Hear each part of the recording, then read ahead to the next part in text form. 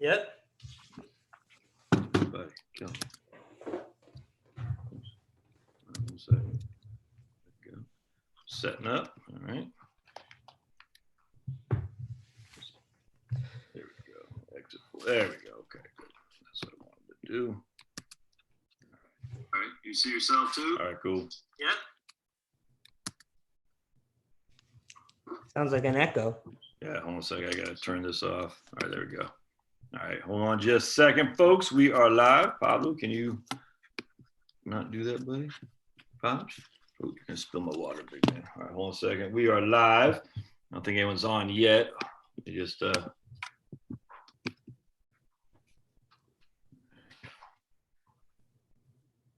So, okay, we got 7 people on. All right, cool. So it's noon, Amar.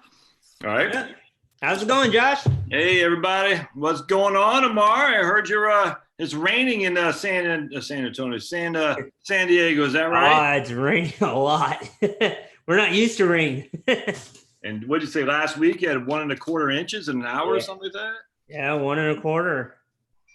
And you had to get the sump pump. You had a circuit breaker or something. What happened? We had a. Well, yeah. So like, just imagine San Diego's on clay, right? Yeah. So like you get 2 feet or so of water, soluble soil. So the water goes down, hits the clay, and it just comes straight down. And we live in this house that has a basement. Yeah.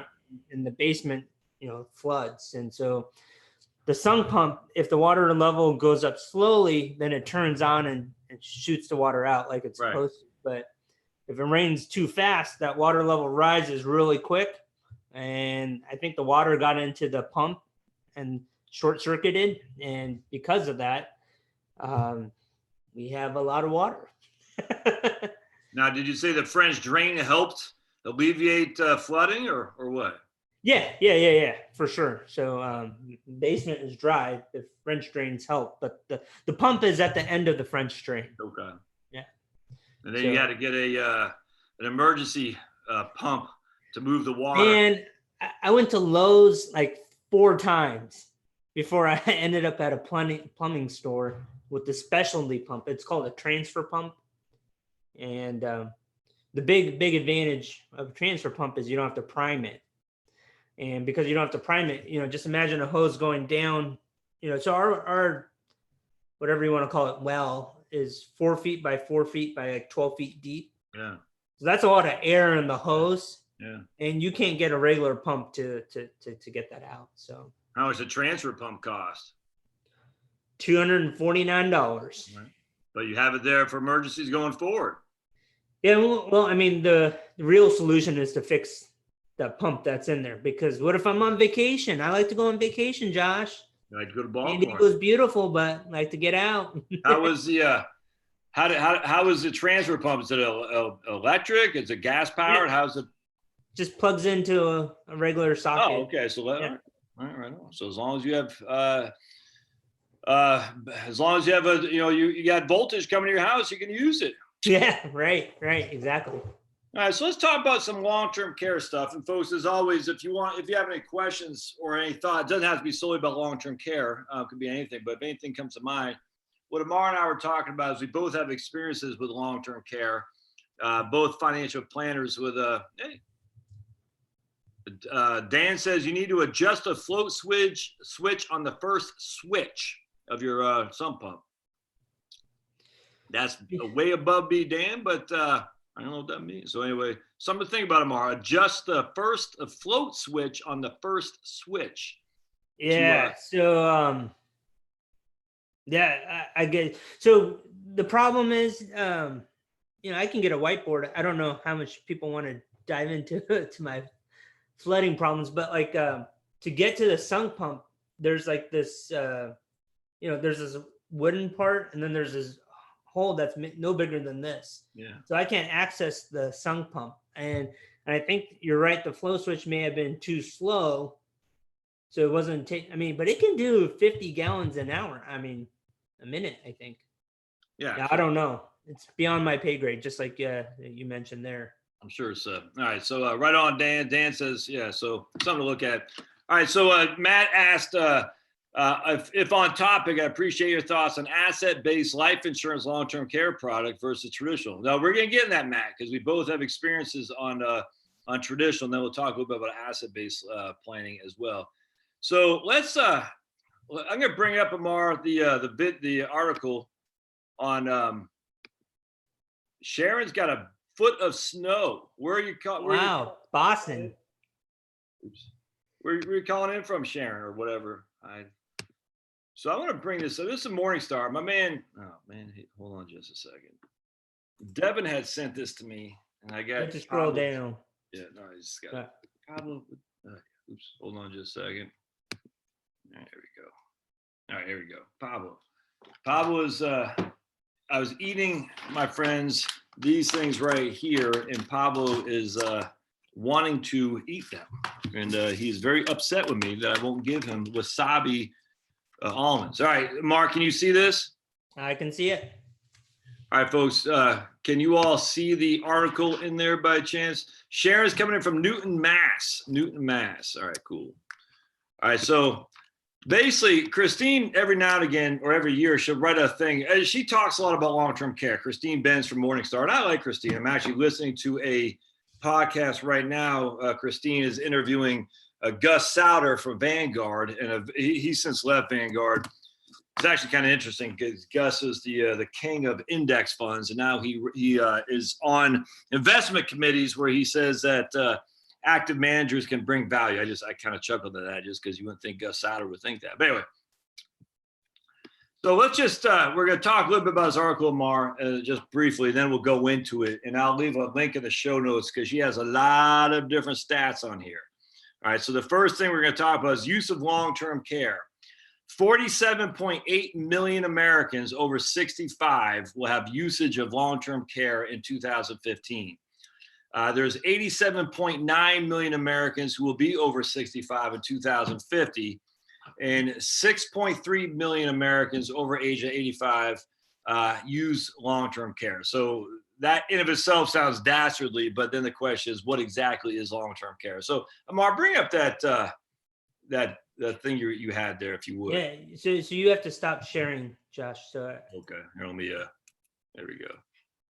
So let's talk about long-term care. Oops. There we go. Yeah. So bring that up. I just stopped sharing, Amar. Bring up that, if you would. Yeah. So long-term care in the industry, they call these activities. Can you make that bigger? It's not showing that big on my end. I would. This is as big as I can get that picture. Oh, it is? Okay. All right. That's fine. I'll keep going. Yeah, no, I was just saying that, and there are these activities that the industry calls activities of daily living that trigger a long-term care event. And I think it's like important to distinguish that long-term care events are, oops, did that make it smaller or bigger? Hold on a second. There you go. There we go. That's bigger. It's good, yeah. Yeah. So long-term care events are triggered by activities of daily living. There are 6 activities that the insurance industry uses that are considered long-term care. But I would say the needs for long-term care are progressive, right? You may be able to do all 6, but you need help getting, groceries from your top drawers, or you need help with mowing the lawn. I mean, so there's, what I would say is that it's a continuum. It's not black or white. Yeah. And I would say that we need to understand that there's a difference between health span and lifespan. And long-term care insurance is not health insurance, right? It's making you able to do your daily activities, which here lists all 6. So, start with eating, right? You got to be able to feed yourself, bathe yourself. So you'll be able to take showers, dress yourself. And a lot of people with dressing, where it starts, surprising or not, is putting on your socks. And, the ability to bend down and reach over and put your socks on. The 4th one is transferring. So can you get out of a chair, get into bed? Can you get out of bed and get into a chair? Toilets, controlling your bowel movements, etc., and then walking and moving around. And so you have to be able to do or not be able to do 2 out of the 6. Yeah, so basically what I want to show in particular is transferring. I had a friend of mine at USAA who put her mom into a facility, a nursing home, assisted living facility, and to be able to get up off your chair and transfer. It sounds like, what does that mean? But she said that was a big one because your knee to get up and transfer was a hard thing to do, and that is one of the 6 ADLs. Activities of daily living. And I never would have frankly thought about that, but it's very, very interesting. Something like this simple as transferring. So we got eating, bathing, dressing, transferring. I can't see what that 5th one is there. Was that toileting? Using the toilet. And then walking or moving around. All right. So obviously a lot of that stuff's subject to whoever is looking at you. But Amar, share with your experience with your pops, would you? Yeah, so my dad actually had his second hip replacement surgery when he was 58, or no, maybe 59. And so he had double hip replacement. First hip replacement went well, no complications. It was almost like the ideal strategy where he was in and out and back to work and keep him busy with life. No changes there. But on the second hip replacement, he ended up getting a blood clot that gave him a stroke. And so this was when he was 61. And when he got that stroke, his recovery took way longer than anybody expected. And so, we were at the local hospital. From the hospital, he went to a rehab center. And that rehab center, it just wasn't what we wanted for my dad, because he had to have a shared room. My mom would drive from our house, take her about 25 minutes to get there. Then she would spend the day with my dad and then come home. And it just wasn't working right. Just imagine, she would cook all the meals for the day. So lunch and dinner, right? In the morning, wake up early, spend all day there, come home, watch maybe a half an hour of TV, and then go to bed and do the same thing all over again. So long story short, that lasted only 2 weeks, because, fortunately for my parents, they had a son that knew the value of long-term care. And so my dad, the 2 triggering events was dressing. Like, he couldn't put his socks on because he didn't have that hip mobility from the hip replacement. And transferring, he was really weak, transferring in and out of bed. I mean, so my dad got down to like 100 pounds in this whole episode or saga or whatever you want to call it. And because they had long-term care, we were able to bring my dad home for the rest of his rehab recovery.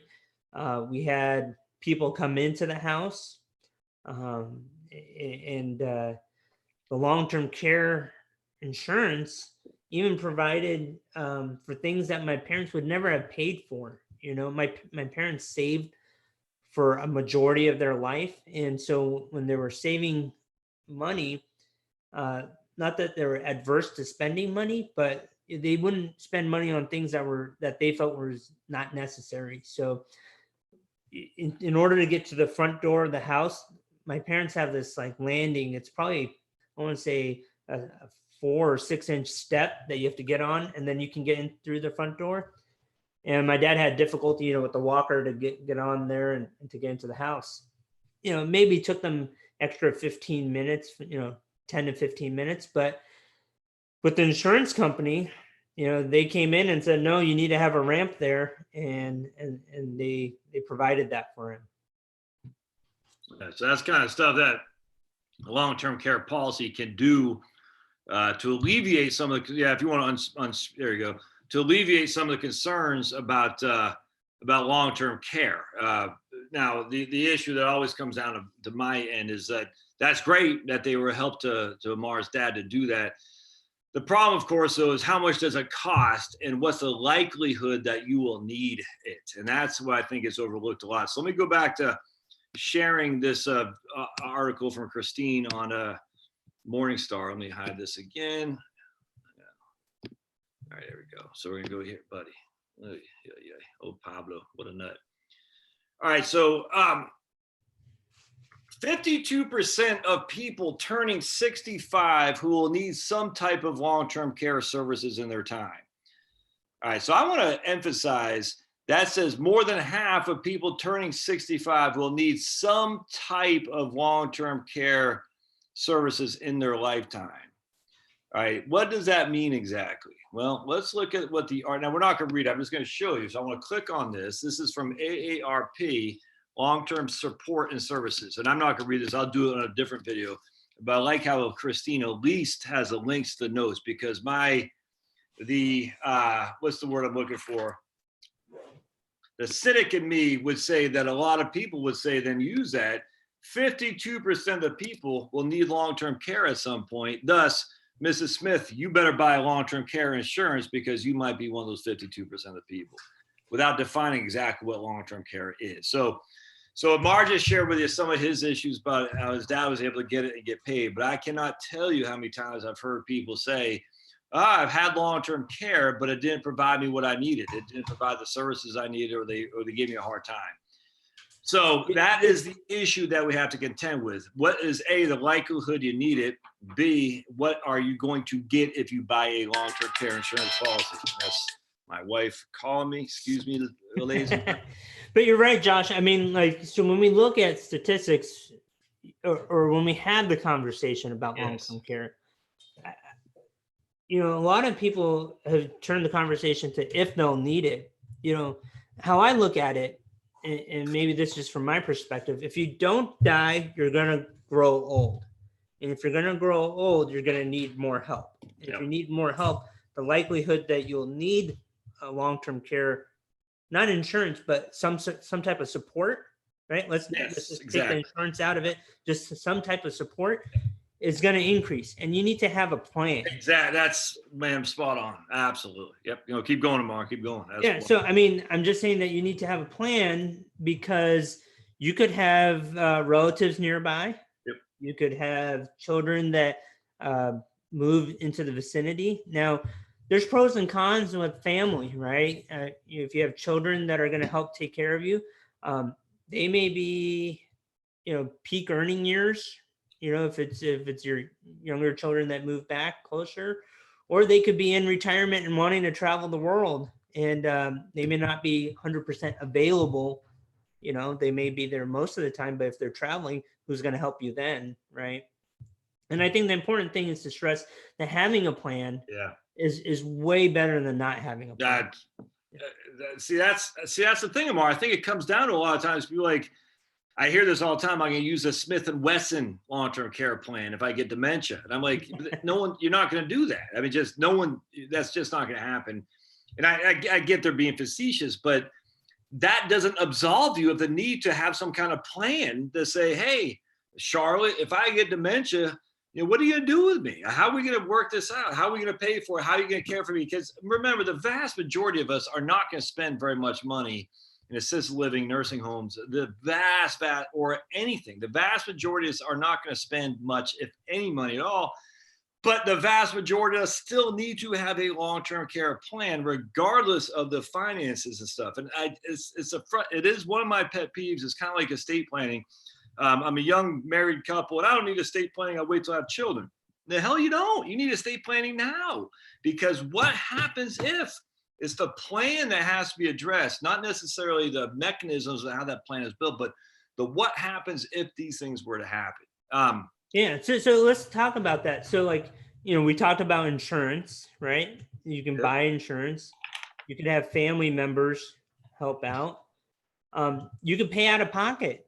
If you have an area where you have people around that could provide some sort of help, and you can just pay for it, right? But you got to have a plan for that. And so one of the things that I see, and so we should talk about pros and cons, right? So one of the cons of paying out of pocket is that it puts more pressure on your overall portfolio. So let's say, for example, you have maybe 30,000 Social Security income, and you have 40,000 coming out of your investments, and that makes up your expenses for the year. And now instead of taking 40,000, we're going to take 50 or 60 or 70,000 out. That puts more pressure on your portfolio to perform, and that could wreak havoc. And there are some instances where you could use long-term care and then get back to normal and no longer be long-term care eligible or qualified, right? And so I think that gets overlooked, actually. I think a lot of people think long-term care inherently means that's the end of it. But yeah, which is not. I mean, there are young people, young people that have used or had needed for care. We worked at USAA, and we had people injured all the time in combat. You know what I'm saying? Absolutely. Yeah. Combat or car accident or like something like that. And you just need, and so long-term care doesn't pay for the health insurance aspect. It pays for the actual care that you need to just get around the house, eat. What I used to say, Amar, in seminars it was the difference between caring and curing. All right. So health insurance is for curing. We're going to get you better. Long-term care is for caring. You're being cared for. And if you are able to get better by health insurance, that's fine. But long-term care is literally for caring. Someone or something is going to care for you when you can't do one of those 2 of those 6 activities a day. Yeah, my light just fell. So it's all right. So yeah, so and then you need to define what type of care you want, right? So if you're okay, like somebody minimum wage or something like that, then that's fine. If you want somebody that knows basic EMT skills or knows physical therapy exercises, like in my dad's case, the person that came from the long-term care insurance was a physical therapist, was studying to be a physical therapist. So we interviewed 3 or 4 people, and the one we chose was somebody in college studying to become a physical therapist. Yeah. And the reason we chose her was because my dad needs to do exercises for his hips to get stronger, right? Yeah. I mean, you don't want to be in need of help, forever if you're in your early 60s, right? So I've said repeatedly, I have long-term care. And here's the issue I think is overlooked a lot. A lot of people who are in facilities, be it nursing home, assisted living, and probably not nursing home so much, but certainly assisted living or adult daycare, are under the age of 65. And I think a lot of younger folks overlook the need that you might have long-term care need. And if you were to have one, what does that do for your family's financial well-being if you are in a care? So I have long-term care. So like all insurance, my friends, you buy it when it's least needed. Any insurance, when you are in good shape is when you want life insurance and when you're young. When you're in good shape and you're young is when you want long-term care. So let's go back to some of these funding mechanisms. I'll answer Matt's question particularly. So Matt says, what are your thoughts about an asset-based life insurance policy with a long-term care rider? Again, it's RIDER, not Rider like Thomas Wolfe Rider, versus traditional. So let me take a stab at this, Amar, then you can throw your thoughts on this too. The concern I have with a traditional long-term care policy is that the rates now are going up all the time. And I was listening to Christine, who wrote that article I just referenced. She seems to be under the assumption that the rates have leveled off and we're not going to see much in terms of premium increases.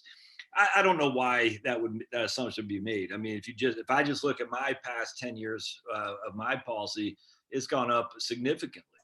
Now, what a guy like Michael Kitces would say is the reason it's gone up so much, over like 94% over the last 5 to 10 years, is because long-term care the industry wasn't pricing itself right. But now they are pricing it correctly. And why do we think that? I don't know. I've yet to be convinced that they have that under the assumption they're pricing it correct. I just don't know. So at the end of the day, what happens is you have this increasing cost and a decreasing ability to pay for that cost.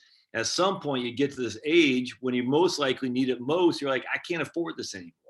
Yeah. And I'm going to drop it, and then Murphy's Law ensues, and next thing you know, you have dementia. Yeah. And they create these pools, right, Josh? So each policy has this pool. So when they're doing a rate increase, it's on the entire pool, right? And so a lot of those rate increases on the state level have to be approved by the state insurance commissioner. So there are checks and balances to making sure that they're not arbitrarily just increasing rates. Oh yeah, they don't just increase it on me; they're increasing on that risk class for sure. Yeah. But the issue is, at the end of the day, the long-term care companies are conscious of the fact they have an unlimited risk. They do not know what their liability is, whereas at least with life insurance, they know exactly what their liability is. Yeah. If you die, they know exactly. So that's my concern with a premium on long-term care, and that's why I say I will drop mine when I'm 65 years old. Simply because I know it'll be way too priced too much. But for me, it's like term insurance. It's a catastrophic coverage. It's catastrophic. If I die, my wife will be in a world of hurt if I did not have term or if I did not have long-term care. What did your dad have? He had a policy through MetLife, I think is what you said. MetLife, yeah, MetLife. My mom has it through John Hancock. I wish they would have applied together. Sometimes you get discounts if you apply together. Well, that's the thing with John Hancock is what and I remember when we were at USA, Amar, you could sell it with a spousal benefit, which was basically said you have 4 years. One pool for exactly. Yeah, exactly. Yeah, which was sweet. So Shah and I had it as a USA offered as an employee benefit at one point. You had to buy it, but basically you cover for 4 years, and if you don't use it, Josh, your 2 years, Charlotte gets her 2 years plus the 2 you didn't use. It was called spousal benefit. What's it called again? Spousal. It's some spousal benefit or a shared pool. Shared pool, that's what it was. And that was pretty significant. I was a fan of that. What I've since learned, though, Amar, in long-term care, which I didn't know previously, is that you don't want to look, man. You want to buy a policy for the likelihood you're going to need it. Not very few people use it for more than 2 years. So remember, essentially, the Medicare, the first 90 days is basically your deductible. 100 days, you have some significant costs in there. But anyway, just basically 3 months of the deductible is what Medicare kicks in, is the idea. So after day 101 is when you'll need to basically be on your own for long-term care. Very, very, very few people use it for more than 2 years. So if you want to buy a policy that's geared directly towards long-term care, you buy it for like that shared where you, Charlotte and Josh each have 2 years. So we know one of us is only covered for 2 unless the other person dies, but not likely that either of us will need it for more than 2 years. That's a way to reduce your costs for sure. Anything you want to add to that, Amar? Yeah, and it depends on your personality, right? If you're a very conservative person, you may want to overinsure and to get 3 years, right? Just in case if something happens. If you're aggressive, you may want to get a smaller policy or self-insure, right? And your family history, right? There's a lot of data in your own family history that you can say, hey, there's a likelihood, grandma had dementia, my mom had dementia, likelihood that I have dementia is, going to be higher than the average person. Maybe you need a longer policy, right? And I think when we look at financial planning and wealth planning, it's just managing risk. Yeah. How much risk do you want to take on? How much risk do you want to have somebody else take on? And then there's a cost. I mean, it's a risk reward. I mean, the facts are, if you're sending off the risk of somebody else, you're going to pay for it. If you're not sending off the risk of somebody else, well, you're going to pay for it if that risk comes to fruition. It's all risk reward. Yeah. I'm Matt. I'm a huge fan of these new not even new, of asset-based life riders now. I don't know if Amar, if you have an experience from it, but in the old days, they had this thing called Money Guard from Lincoln, which I sold back in 2005 and 6 when I was a broker. I flipping loved it, man. So basically on that, I had these people up in Elkton, Virginia. One was a retiree from Merck, and his wife, I forgot what she did. But anyway, they each put $50,000 in a life insurance policy. I think it was going to pay let's just say $100,000 at death for a life insurance construct. And then it was going to pay, I want to say $166,000 of long-term care as what's called an accelerated death benefit. So we knew they had, it was sweet. They still have these policies, but you basically have this triangle, if you will. You say, okay, they put $50,000 in here for life insurance. They would get $166,000 as a long-term care benefit. They'd get $100,000 for life insurance, and they'd get the money back if they ever wanted it back. Now they're not making any money on that, so if they got $50,000, they get $50,000 back or something like that. And that's the way to go, because that way you're saying at the end of the day, I know I won't be wasting my premiums on a policy that I might never use, and there's a likelihood you will never use it. Now, the drawback is because it's not pure as long-term care or pure as a life insurance, you're not getting much of a death benefit for life insurance, and you're not getting a huge amount of long-term care benefit relative to a private straight-on long-term care. I'm actually very comfortable with that. I think that's fine because you're getting enough of a death benefit to essentially get your money back. You always have access to it if you want, if you want to cancel the policy. And lastly, you do have a certain amount of coverage, which I think is absolutely adequate. So I'm a huge fan of them, Matt, for sure. You have any experience with those kind of policies, Amar? Yeah, a little. I mean, just the underwriting assumption that I think if you're buying one of these policies is that the company has to make money in order for it to service a policy like this. And so there is a mortality and expense fee, there is a rider fee, and those fees do come out of your investments on top of what you have in there that you're going to use your own money for, right? But so we talked about what is a long-term care event that will qualify you. We talked about that the fact that you need to have a plan, right? No plan is that's not good. Have a plan, whatever it is, you should have a plan. Yep. We talked about what type of care you can have. You could be at home, you could be a long-term care facility, you could be assisted living. We also talked about how do you want to pay for it? Do you want to have a pure policy? Do you want to have a policy that has like an annuity or a life insurance rider? Do you want to self-insure?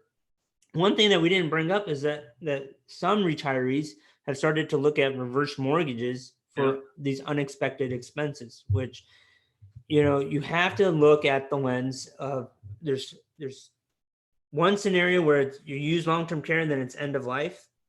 But if you're married, there's a spouse that still needs to be around and still has expenses. And so, I mean, it's not the life she planned for or he planned for, but it's still, they have to continue living. And so there could be, if you self-insure and you spend down too much assets, you're affecting the livelihood of the surviving spouse. That's what I mean to say. And if you have a long-term care event and you don't pass away and then you're off long-term care in terms of you're able to do those 6 activities of daily living, now it's going to affect both of your lives, right? So I mean, it's all about how much risk do you want to take on and how much do you want to transfer. The one part that I think that we haven't really talked about is the emotional impact on family. It probably sucks to see. I mean, I know it sucks to see mom and dad need this type of care. And it's one of those things that you have to evaluate. The emotional stress also adds into that affects other people's health, right? And it could have a compounding impact is what I'm trying to say. I think I want to bring up too. We didn't mention this. I meant to. I haven't done a video on this in a long time, probably a year and a half. CCRCs, which is Continuing Care Retirement Communities. I was actually talking to my mom the other day, and Amar, I've shared with videos about my mom and my relationship. It's very interesting. Love my mom, but let's just put it this way: we have an on again and off again relationship. And but anyway, I talked to her the other day for the first time in a while, and that was very very uplifting. And she kind of sheepishly brought up the idea of moving to a CCRC, and in Virginia is the VMRC, the Virginia Mennonite Retirement Community in the western part of Virginia, in Harrisonburg. And I love CCRCs. I love CCRCs. And I think everyone should look at them simply because what happens is you go from independent living, like in a cottage, and then you can go into an independent living in an apartment within the building. Then you go to assisted living. Then you go to a skilled care. And then they even have even above and beyond that is for dementia and whatnot. The interesting thing about CCRCs, though, is you got to read the contract, because there are different mechanisms on how they charge you. They might not charge you the straight fee for if you go from independent to assisted to skilled care. They might increase that as you go along. So initially you have a low fee. You're like, that's great. That's the wrong answer. We want to make sure it's level, that you're paying for that a transition seamlessly without having to go and pay more as you need care. Yeah. Now, a lot of people say about CCRCs, it costs so much. Yeah, they are expensive. And so, like we're talking to my mom, It's about $250,000 to get in. All right. And it's about $5,000 a month thereafter. What could possibly be the funding mechanism of the $250,000 a month to get in? What could possibly be the funding mechanism? Oh, the sale of a house. And CCRCs aren't stupid. They look at the community. They look at more of the higher end houses in that community, and they say, okay, the average higher end house in this has about $250,000 of equity. Thus, when someone sells a house to go into our facility, that will be what they use as their entrance fee. And then they're going to charge you $5,000, $6,000 a month, depending if it's you or your spouse or both of you guys. And that includes usually the one I looked up here in the Lanier Estates is 2 meals a day prepared by a real life chef. All right, it includes utilities. I don't think it include cable, maybe I can't remember, but included a lot of the stuff. There's no property taxes, right? I mean, that's all part of the fee. So at the end of the day, it's expensive, but it's not as expensive as I think a lot of people think. And then you have, for a fact, you're in a community with similar minded people that you get the relationship with. And if you start getting worse, you don't have to go across town to another facility. I think I'm a huge fan. I'm sure they got tons out there in California, right, Amar, CCRC? Yeah, in fact, I'm going to do a YouTube video. I'm going to interview one of my clients who's in one of these. And what we're going to do is talk about the top 5 things that he didn't expect when he moved in. So that's great. Maybe you can link the video later. Oh, yeah, no, absolutely, Amar. When are you going to do that? So in the month of December, it's just finding time right now. But yeah, I mean, those are great. I mean, the cost of care is some of them have it built into the contract, like you're mentioning, like a flat payment. Some have it stepped up saying, hey, now you need more help.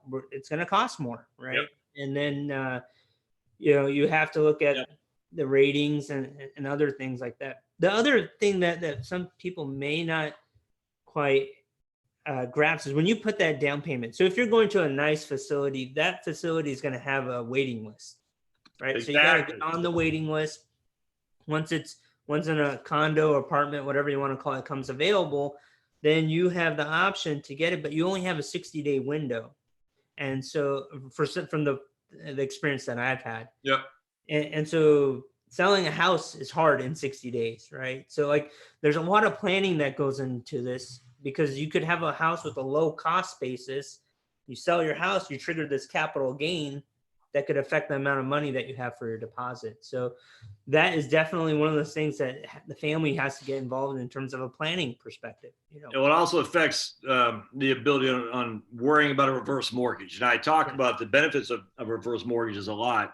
But if you have a reverse mortgage, that means you don't have equity. And that's what I think you got to look at reverse mortgages, folks, is if you're taking a reverse mortgage, essentially you're saying to yourself, I'm okay with not having any equity later on down the world in life. There's nothing wrong with that. But if you're taking a reverse mortgage against what you were going to use to get into a CCRC, that's not going to work. So again, you got to be careful. I mean, just going back to my man Dana from my stomping grounds, Amar, Port Lamaine, says, this reminds me of the old adage, people don't plan to fail, they fail to plan. There's no right answer, but we know the right answer is to think about this.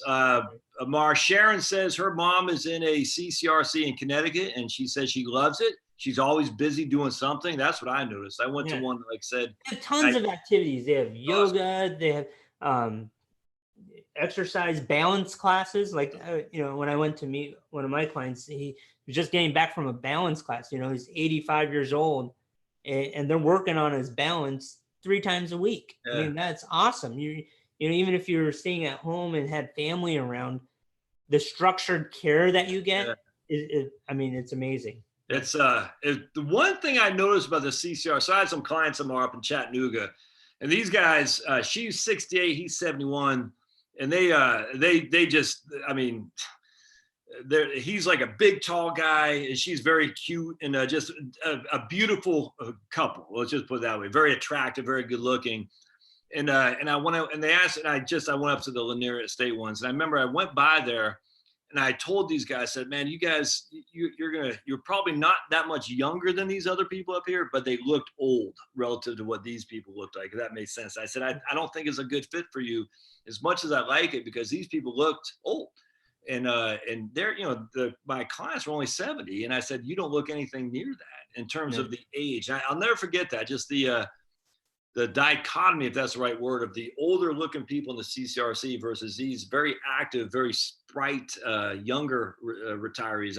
And I said, just be careful, because even though it's an option, it might not be the right option. I mean, not at any of these places. It just might not be the right option. Yeah. Any other questions for people on the? Just Sharon says her mom's loving it. She's independent, but could get aid on an hourly basis in her apartment. Oh, I do want to bring up a point though about having a plan too. I'll never forget. I had this couple who were living in Long Island, and I want to say her aunt Amar was in Colorado in a nursing home, and the lady was my client in Long Island, New York, and she was responsible for her aunt's finances because her aunt was just gone. Mm-hmm. And one day she finally decided, I said, how's your aunt doing there? She goes, I think she's doing fine. No complaints. I don't hear from her, but I don't hear from the community. Anyway, I somehow we got to talking about, how much she's paying. She goes, I don't know. Let me look at the bill. Turns out she was getting her hair done like 3 times a week for like $350 a pop. It was nuts. And something like that. It's some extraordinary amount of money she was paying to get her hair done. And when the lady talked to the people in the nursing home saying, what the hell? She goes, well, that's what she wants. And she's like, she wants it because she doesn't remember that she had it done just yesterday. So you're totally taking advantage of her. And that was bad. And I'll never forget thinking that if you have a loved one that's going into a facility, you still got to take it upon yourself to kind of police up what could be some bad behavior. I mean, so elder abuse is still true, regardless, even if you're in one of these facilities, right? So, they had something with the one here where they had to fire like the cleaning ladies or like something. There was like some staff problem from stealing funds from clients, and so, like I said earlier, this has to be a family involved decision, and family has to be a big piece of that, because old people are easy to be just as sad, man. And so let's see. Pat asked, anything, this is not necessarily related to this, but anything possible to convert a regular IRA to an income annuity to a Roth or tax-free portion after 70? So is there anything possible to convert a regular IRA to an income annuity to a Roth or tax-free?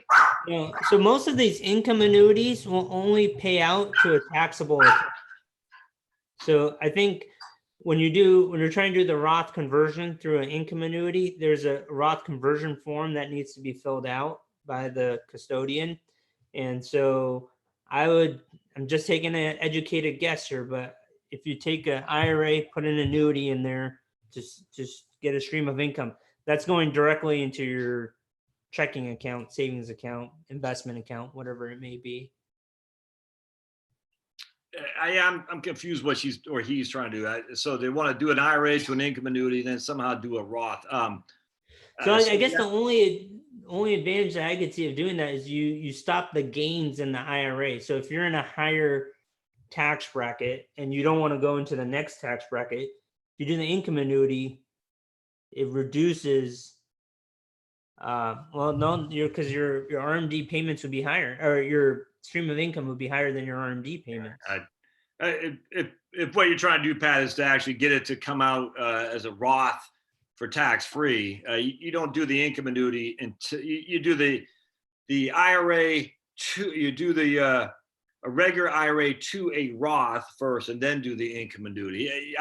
Once you do the income annuity, it's an irrevocable contract, and I don't know how you could convert an income annuity that's already paying you an income stream to a Roth at that point. I'd be very hesitant to do that. All right, top 3 Vanguard ETF investments. All right, so for me, I don't know who this guy is, Butte Ween, whatever. I say it a million times. Amar is going to have a hard time saying this because he has to be disclosed. We're going to give you disclosure. This is what I own. I own VBK, VTV, and VDIGX. That's it. That's what I own. VTV is a Vanguard Value Index ETF. VBK is a Vanguard small cap growth ETF, and VDIGX is a Vanguard dividend growth fund. And that's my 3 funds.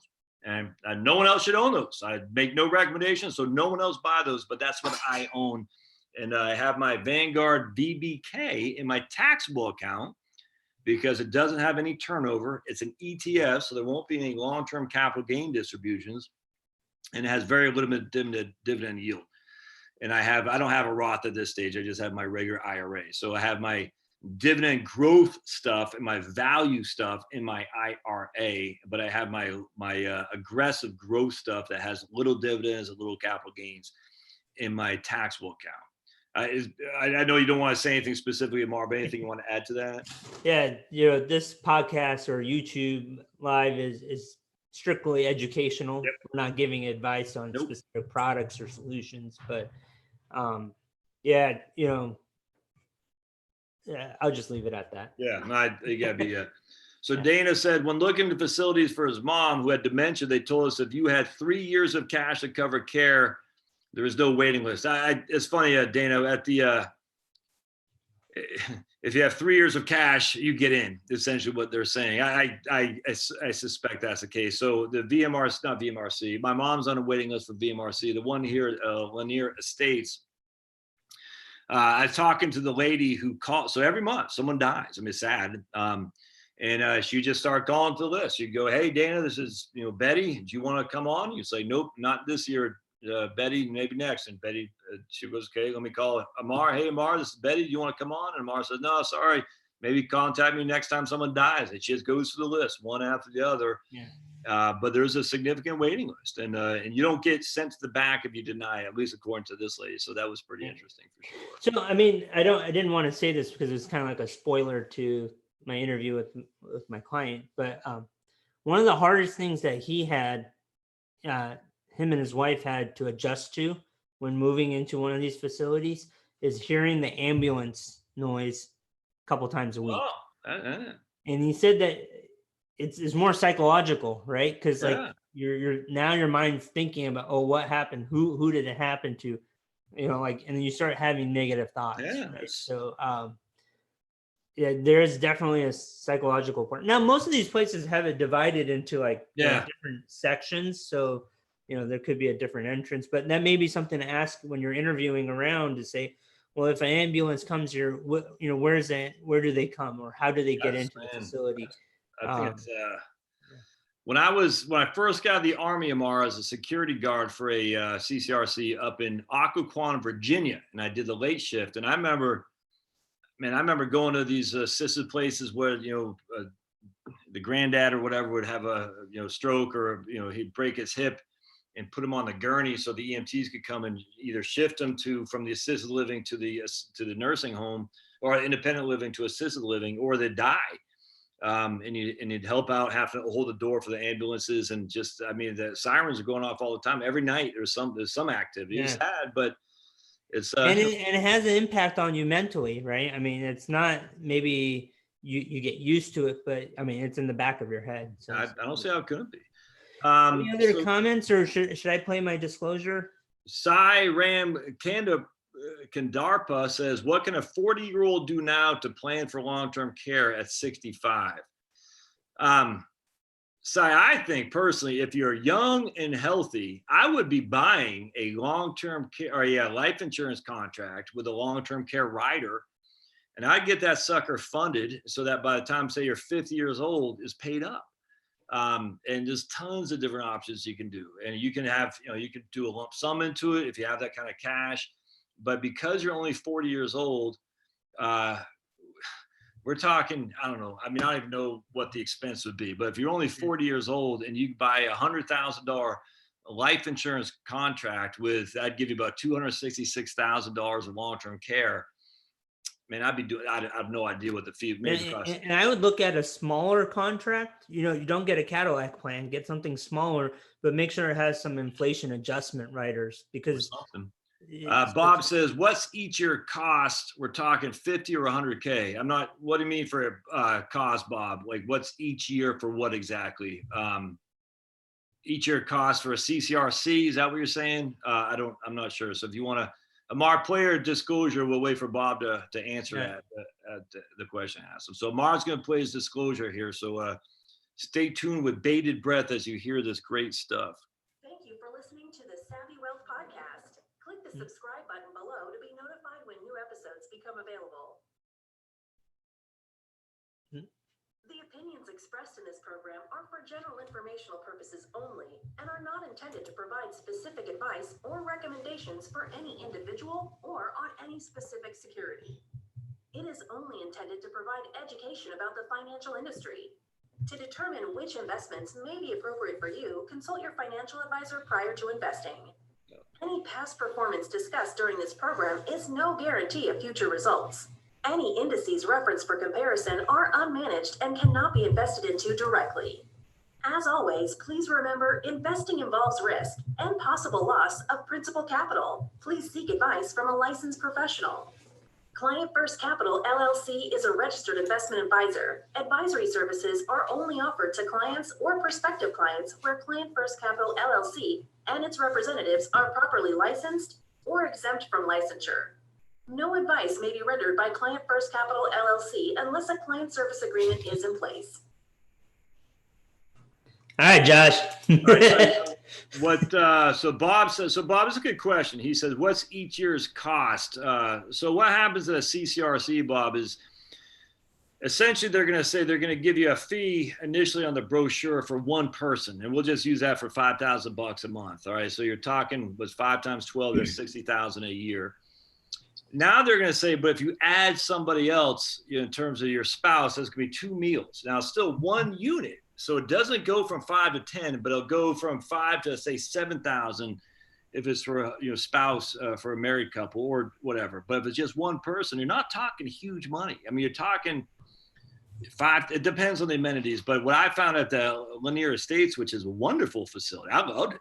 It was about $5,000 a month, and that, like I said, include 2 chef-prepared meals, all the stuff that Amar was talking about, all the amenities and stuff. And it's just, you don't have to. Again, you don't have to pay utilities, you don't have to pay property tax, you don't have to pay water bill. It's not a bad deal at all.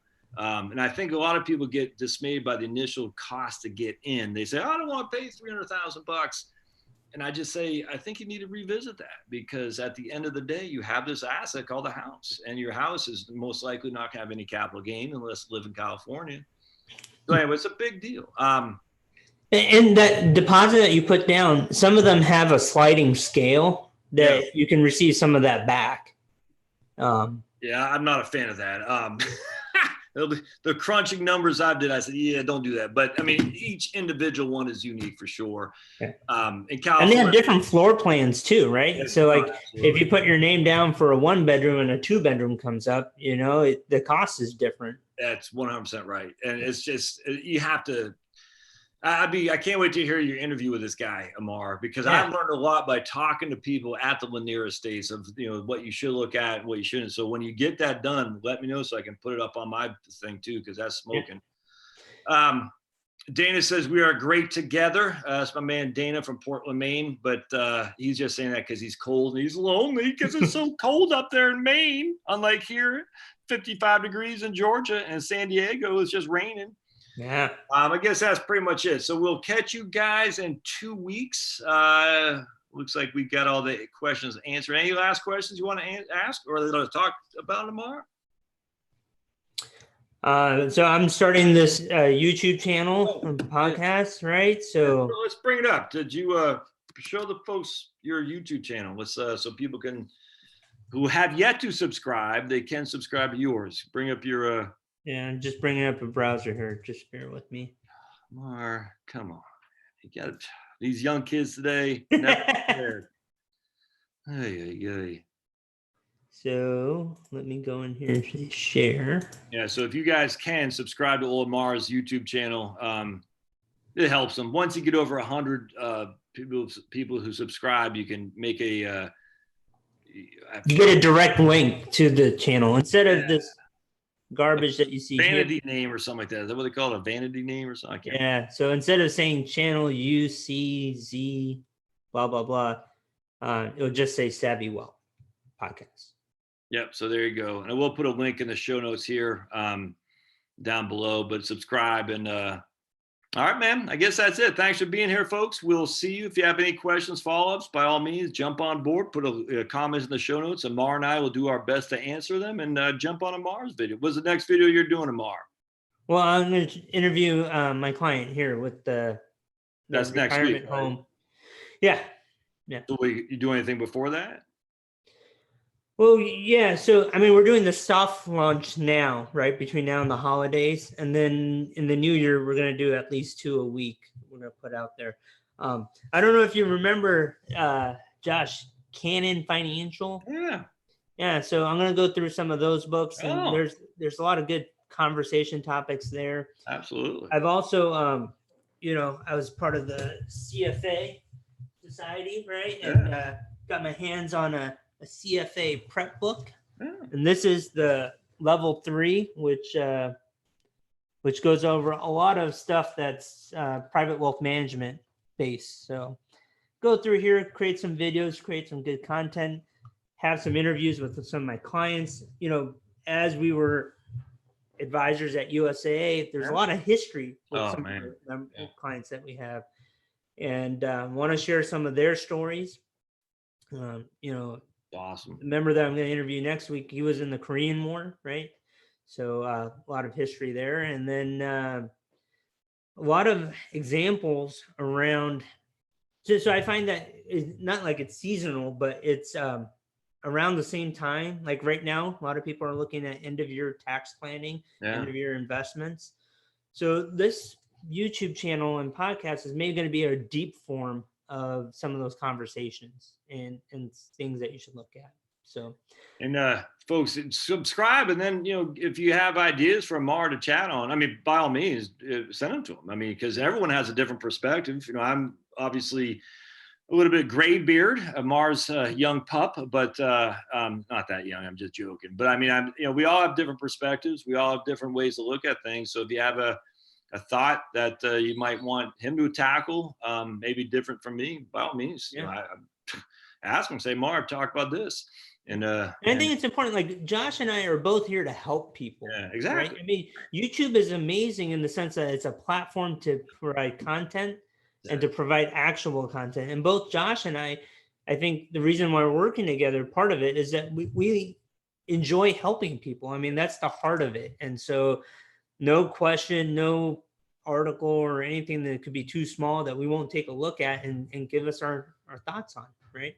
Couldn't agree more. That's the benefit and the blessing of being able to do this platform and say, hey, at the end of the day, this is what we see it. You can take it for what you want, but we're here to help. All right, let's wind this down, Amar. Thanks for being here, brother, and thanks, folks, for y'all being here. And I'm not sure. Well, I'll let you know. I'll let you know if we do in 2 weeks. That's coming up against the Christmas, but we'll see you guys next time. Thanks, now. Sounds good.